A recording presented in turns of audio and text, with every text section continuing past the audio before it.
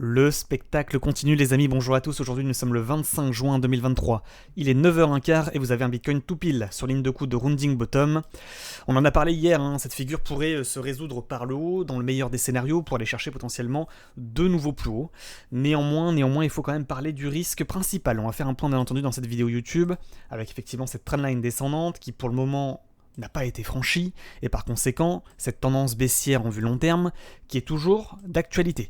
D'ailleurs, ça pourrait ressembler à une sorte d'énorme biseau d'élargissement ascendant, soit en passant, tac, tac, on aligne les points bas, on aligne les points hauts, on forme une figure, hop, et vous le voyez ici, potentiellement, ça pourrait soit ressembler à une sorte de drapeau, soit effectivement plutôt à un biseau d'élargissement ascendant.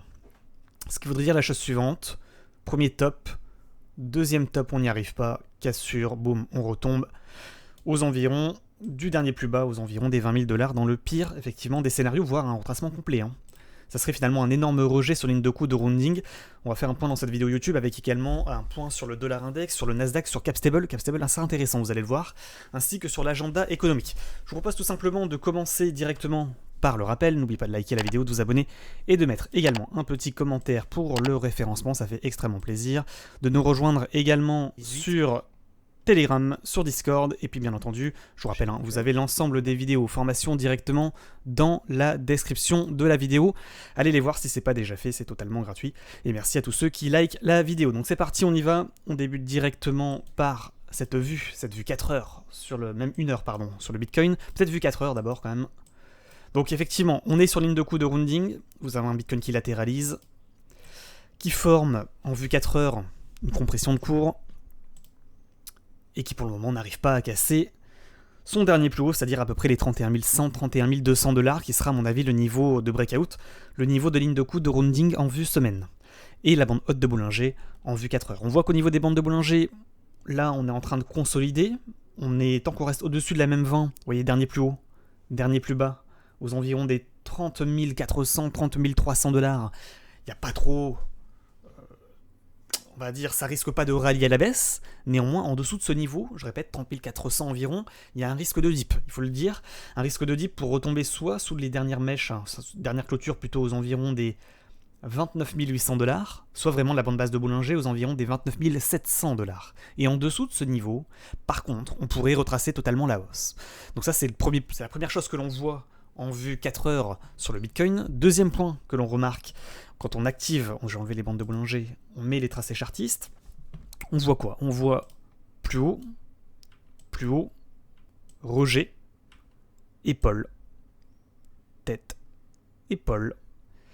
Ça ressemble quand même drôlement à une épaule, tête-épaule de retournement baissier. Ça veut dire quoi? Ça veut dire que si on casse ce niveau par le bas, potentiellement, dans pas le pire des scénarios, mais l'objectif de cette épaule tête-épaule serait minimum un retracement jusqu'ici, aux environs des 29 200 $.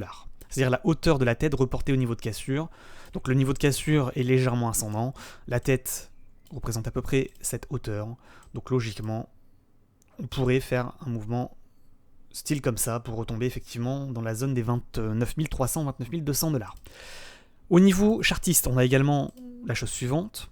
On a la ligne de coup de rounding, dernier plus haut ici. Point haut, point bas, point haut, point bas, point haut, point bas. On comprime, ça commence à ressembler à une sorte de triangle ascendant également. Et on voit que si on casse ce niveau, hop là, on pourrait pump pour aller rechercher les 32 000 $ environ, qui correspondent à la trendline descendante long terme. Ah, c'est l'autre point, donc c'est finalement deux figures chartistes qui se font concurrence. Un triangle ascendant qui, normalement, la résolution est plutôt haussière à la cassure confirmée de ligne de coup, c'est-à-dire environ à la cassure des 31 100.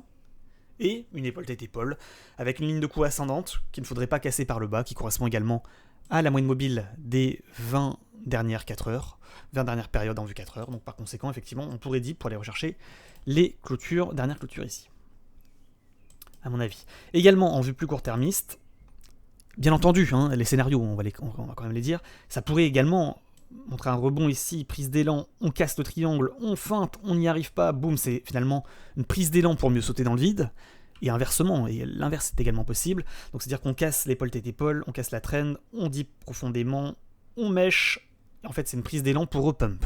Bien entendu, Ça, ce sont des scénarios classiques que vous connaissez, je pense, sur la chaîne. Autre point, en vue 1 heure. Vue 1 heure, donc on voit effectivement une compression de cours, on voit un rejet énorme, comme par hasard, au 31 100 $, on en a parlé hier sur Telegram. On voit des compressions de cours, cassure par le haut, on l'explose, cassure par le haut, on n'y arrive pas, il y a un manque de force acheteuse. On enlève les bandes de boulanger, on aligne les mèches, ici.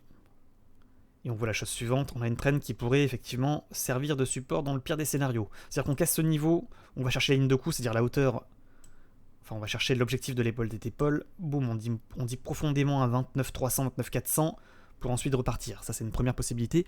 Autre possibilité, point bas, cassure par ici, on va chercher la zone à peu près aux 30 000 $ environ, pour essayer de repartir et finalement prise d'élan pour mieux retenter la cassure des 31 100 dans la nuit de dimanche, bien entendu.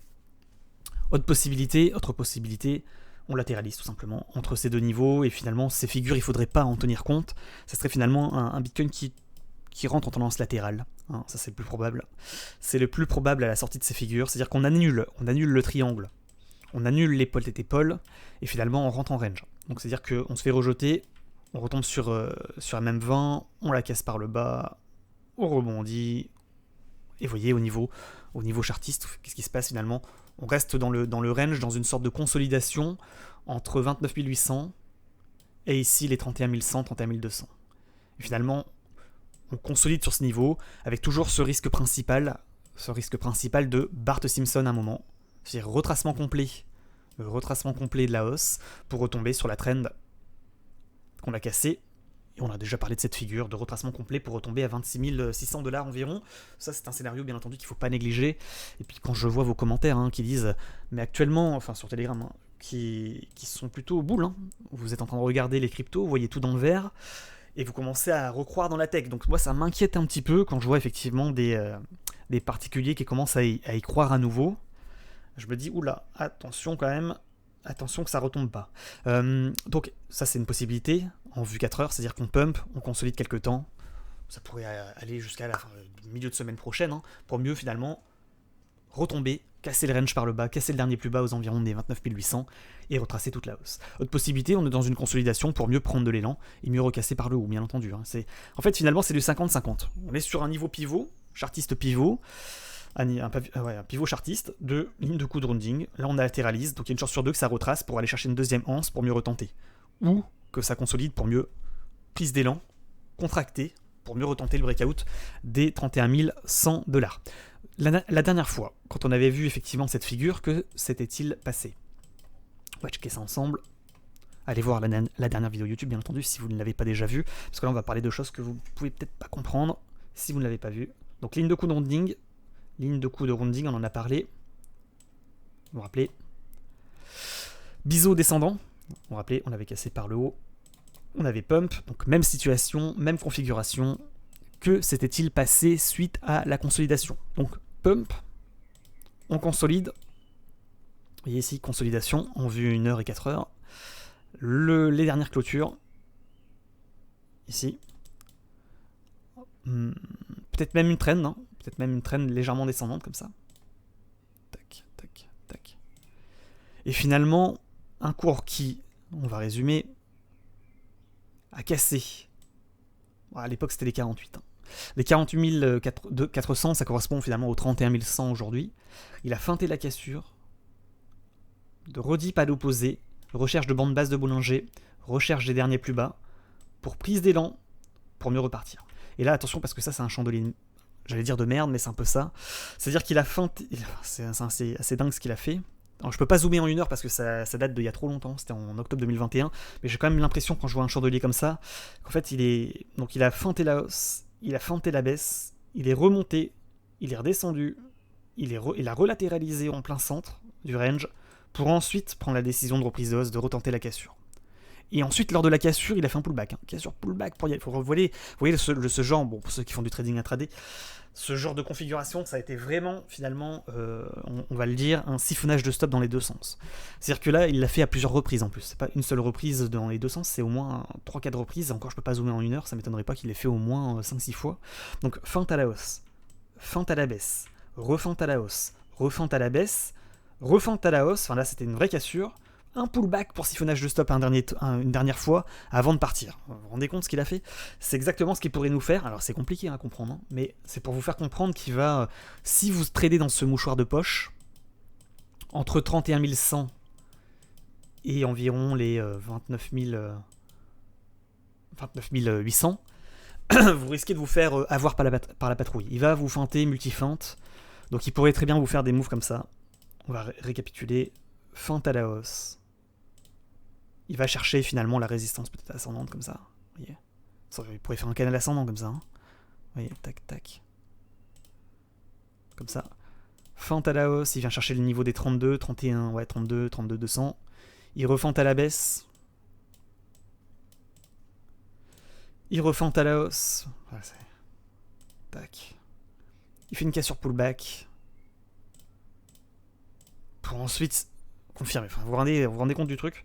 Ça pourrait effectivement, bon, là j'anticipe ce qu'il pourrait faire, mais c'est pour vous dire qu'il pourrait aller chercher ses trends, rechercher les plus bas avant de repartir, il pourrait feinter à la hausse, feinter à la baisse, et en réalité ceux qui sont en train de trader dans cette configuration, c'est assez compliqué. Par contre, tenter potentiellement des ordres en épuisette aux environs des derniers plus bas, à 29 800, 29 700, 29 600, avec des ordres limites ici en attente pour tenter le rebond. Potentiellement ça peut se tenter. Et également pour les shorters, pour ceux qui pensent qu'on va faire une Bart Simpson et retomber, shorter la zone de résistance ascendante aux environs des 32, c'est pas non plus complètement déconnant. Ça pourrait se tenter avec stop loss au-dessus, à mon avis, de la trend long terme et au-dessus de la résistance du canal ascendant que j'anticipe, et qui est pas dégueulasse, hein, je viens de le découvrir. Je sais pas ce que vous en pensez. Point bas, point bas, point bas. Point haut, c'est pas impossible qu'il fasse un rallye comme ça pour piéger tout le monde, piéger un max de monde pour retomber, ou pour feinter hein, en deux temps. Ça c'est des classiques aussi. Hein. Pump, on redump, on va rechercher les plus bas ici pour effectivement repartir. Ça va pas forcément à mon avis être facile. C'est-à-dire qu'il va vous mettre des feintes et ceux qui pensent qu'il va consolider, casser par le haut, y aller direct, s'il fait ce move, bah, franchement vous aurez du bol. Voilà. Concernant l'agenda économique, je sais, je tergiverse, ça fait déjà 12 minutes de vidéo, donc on va passer directement à l'agenda de la semaine prochaine, 27 juin, mardi 27 juin, 16h, indice de confiance des consommateurs. Le mercredi, rien à signaler. Le 29, le jeudi, inscription hebdomadaire aux allocations chômage comme d'habitude à 14h30. Et ensuite, le 30 juin, le vendredi, l'indice des prix à la consommation à 11h et à 14h30. Donc 11h au niveau de l'Europe et 14h30 au niveau des États-Unis. Au niveau du Nasdaq, rounding bottom, vous avez l'exemple type d'un cours qui a tenté la cassure de rounding. D'ailleurs, je fais une petite aparté, mais pour ceux qui ont vu la vidéo d'hier, que je vous invite d'ailleurs à aller voir, il l'avait fait également. Hein. Rounding bottom, cassure pump.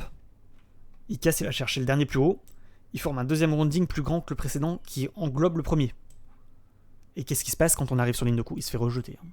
Il se fait rejeter pour reprise d'élan peut-être, pour mieux retenter ensuite. Ou se faire rejeter tout simplement, aller chercher la hanse, comme on l'a déjà expliqué, et y aller finalement en deux temps. Sachant que le Bitcoin, lui, il a déjà fait sa deuxième hanse. Là, il a déjà fait son biseau, le Bitcoin. Il a déjà anticipé. Mais attention quand même, parce que rejet sur résistance de ligne de coup de rounding, c'est pas impossible qu'il corrige dans un biseau comme d'habitude, et qu'en fait il entraîne le Bitcoin avec lui. Au niveau du dollar, trendline descendante, je suis en vue semaine, même en vue trimestrielle, vous voyez que ce support tient. Hein. Haut de range, 102.4, ça maintient pour le moment le dollar, a pas l'intention de reprendre la baisse. Niveau chartiste, ça ressemble quand même à un triangle descendant. On voit que si on casse ce niveau, on pourrait dip à 96, donc ce serait une poursuite de baisse sur le dollar, avec une ligne de coup, donc on répète, à 100,8 points, ça sera la ligne de coup de le support de bas de triangle descendant. Au niveau de la trend, on voit qu'on a toujours cette trend, on en a parlé plusieurs fois, et que si on la casse, potentiellement il pourrait reprendre la hausse, le dollar, pour aller rechercher son haut de range. Peut-être la bande haute de Bollinger aux environs des 105.2. Au niveau journalier, que se passe-t-il? Donc MM100, résistance, il latéralise. On voit qu'il latéralise. On voit que il va chercher un point bas, point haut, point bas. Il fait une sorte de drapeau. En fait, peut-être qu'il pourrait retenter. Hein. Franchement, faites gaffe quand même. Le dollar, en plus, il fait double bottom, il casse par le haut. le niveau potentiellement de cassure de reprise de hausse, il sera environ situé peut-être à 103.4. Ça, c'est un niveau que j'anticipe. Ok. Donc dollar, il marque quand même peut-être un manque de force vendeuse là. On se demande s'il n'a pas trouvé son point de rebond. Parce qu'à un moment donné, tout ce qui descend, en tous les cas, sur les marchés financiers comme ça, sur le dollar, il finira par remonter un jour ou l'autre. Donc le tout, c'est de sauver avant qu'il remonte quand même. Donc attention, parce que là, on s'approche de la trend, et une cassure de trend comme ça par le haut, ça pourrait être un signal de reprise de hausse. Au niveau de Capstable, c'est la capitalisation des stablecoins. Ça donne également des signaux sur le Bitcoin et les cryptos. Donc vous voyez, support, tac, tac, tac. Support, point bas. Qu'est-ce que je veux dire par là? Je veux dire tout simplement que c'est un point de rebond. Et s'il y a rebond, si ça monte, ça veut dire faut vendre sur le Bitcoin et sur les cryptos. Donc faites gaffe, parce que là on est sur un point de rebond. Potentiellement, vous voyez, on avait parlé de ce drapeau, de ces résistances descendantes pour avoir le signal d'achat, pour ceux qui ont vu les dernières vidéos YouTube. Et en fait, le risque, c'est quoi? C'est qu'ils rebondissent sur trend pour prise d'élan, tenter la cassure du canal par le haut, et en fait reprendre la hausse, Capstable. Si il reprend la hausse, ça veut dire que le Bitcoin reprend la baisse, et c'est pas trop bon pour nous, ça, pour les holders. Donc on est vraiment sur un point de rebond, d'autant plus que en général, ça aime bien chercher les derniers plus bas ici. Donc c'est pas impossible que, en fait, au niveau de cette trend que je vais vous tracer, on aille la chercher pour mieux rebondir en fait. Tac, tac. Vous voyez, tac, tac, tac, tac, dernier plus bas, dernière trend, 9.4. Et en fait, on dip une dernière fois, on mèche, on touche ce niveau pour repartir. S'il fait un move comme ça, ça veut dire que vous avez un Bitcoin qui, à mon avis, breakout, peut-être pour les 31,5, 32, pour mieux repartir à la baisse. Donc faites gaffe quand même. C'est un élément, à mon avis, à ne pas négliger. En dessous, par contre, du dernier plus bas à 9.4, ça voudrait dire qu'on va chercher un plus bas sur Capstable. Donc c'est-à-dire, à mon avis, ce point, des 7.6. Et s'il fait cet énorme move de cassure de trend, cassure du dernier plus bas, ça veut dire qu'en fait, il refait un rallye baissier. Et s'il fait un move comme ça, vous avez un Bitcoin, à mon avis, à 38,40. Donc vous voyez, ça veut dire qu'on est sur un point pivot sur Capstable. Et de toute façon, c'est confirmé par le Bitcoin. On est sur un point pivot, très clairement. Là, faites vos jeux. C'est très risqué. Très, très risqué pour ceux qui ne veulent rien revendre ou qui ne veulent pas acheter. Dans les deux cas, vous êtes sur un niveau pivot. Donc, soit c'est la Porsche, soit c'est la rue. On résume, c'est ça. Au niveau du reste, Ethereum et tout le reste, bon, il n'y a pas forcément d'intérêt de les regarder, je pense. Parce que tout va suivre le Bitcoin. On voit que par exemple sur Ethereum, c'est pareil, on est sur une résistance horizontale. Pour le moment, il n'arrive pas à casser. On voit qu'il comprime, qu'il consolide comme le Bitcoin depuis environ 4 jours sur ligne de coup. Que s'il y arrive, il ira chercher le dernier plus haut. On a déjà dit à 2120. Mais s'il n'y arrive pas, il retombera à 1007. Donc là, c'est un risque de dip sur Ethereum de 12%. Sur Bitcoin, c'est un risque de dip potentiel d'environ 13% aussi. On fait gaffe. Dans les deux cas, sur les deux altes là, deux cryptos, ça peut faire mal. BNB, il tient son support, mais c'est pareil, on voit que ça comprime, mais s'il casse le dernier plus bas, boum, il va dip aussi, malheureusement, aux environs des mèches ici. XRP, rejet sur résistance. On voit que c'est des rebonds assez timides quand même sur les cryptos de manière générale. Peut-être le DOT qui rebondit un peu mieux que les autres, mais on voit que tout ça c'est assez fragile, et qu'en fait, si vous avez un Bitcoin qui se fait rejeter qui se fait rejeter à 31,5, 32K et qui retombe, et qui fait un énorme rallye baissier, vous avez tout qui va retomber au point de départ. Instantanément, vous allez retomber sur les derniers plus bas sur toutes les cryptos. Donc là, il faut être conscient du risque, et j'espère que vous en êtes conscient. Pour le moment, aucune de ces cryptos n'a concrètement repris la hausse. On a des points de rebond effectivement sur toutes les cryptos.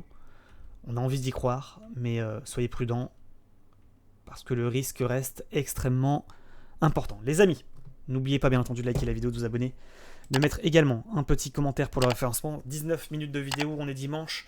Je vous souhaite à tous et à toutes un excellent dimanche. N'oubliez pas de nous rejoindre sur Twitch, vous avez le lien bien entendu en description, ainsi que pour ceux qui n'ont pas vu les vidéos formation, allez les voir, c'est tout simplement dans la description également. Je vous rappelle qu'avec le code Calistes, vous avez également moins 10% sur vos frais d'échange sur la plateforme Binance. Les amis, c'est tout pour moi, je vous souhaite un excellent dimanche et je vous dis à très bientôt. Ciao, ciao.